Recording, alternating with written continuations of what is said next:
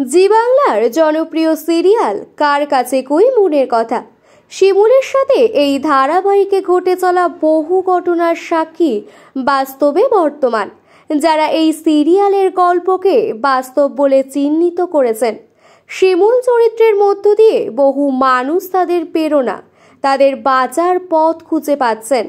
একদিকে যেমন শিমুলের সাথে তার ননদ ও শাশুড়ির একটা বন্ডিং দেখানো হয়েছে, অন্যদিকে আবার পাড়ার কিছু বউ যারা নিজেদের বেঁচে থাকার একটা রসদ খুঁজে পেয়েছে কিছু বন্ধুর সাথে। বিপাশা, সুচরিতা, শীর্ষা এরা প্রত্যেকে কোনো না কোনোভাবে শিমুলের সাথে নিজেদেরকে জুড়তে পারেন, আর তাই তারা একে অপরের সুখের দুঃখের প্রাণের বন্ধু হয়ে উঠেছে। শিমুলের সব বিপদে তারা পরিবারের মতো ছুটে গেছে। ধারাবাহিকের বর্তমান গল্প অনুযায়ী পরাগ আর শিমুলের ডিভোর্সটা হয়ে গেছে, আর এই সুযোগের অপেক্ষাতেই ছিল পরাগ।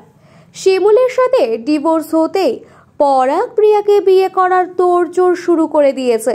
পরাগের মায়ের সম্মতি না থাকলেও আপত্তি করতে পারেনি, তবে শুরু থেকেই প্রিয়া বুঝিয়ে দিয়েছে সে কাউকেই ভালোবাসে না, না পুতুল আর না মধুবালা দেবীকে।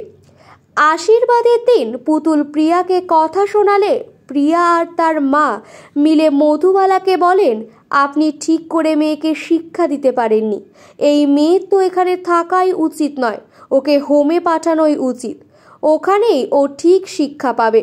যদিও মধুবালা এই কথার প্রতিবাদ করেছিলেন, কারণ এখনও তার বাড়ির উপর তার অধিকার রয়েছে। অন্যদিকে পরাগের আশীর্বাদে ঘটে যায় এক দুর্ঘটনা। প্রিয়াঙ্কার অসাবধানতায় তার শাড়িতে আগুন লেগে যায়, কিন্তু সেই আগুন কেউ নেভানোর চেষ্টা না করে নিজেদের বাঁচাতে ব্যস্ত হয়ে পড়ে।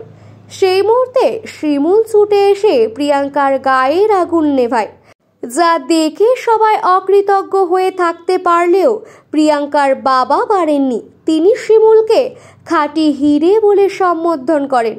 শুধু তাই নয়, তিনি প্রিয়াঙ্কার হয়ে শিমুলের কাছে ক্ষমাও চেয়ে নেন।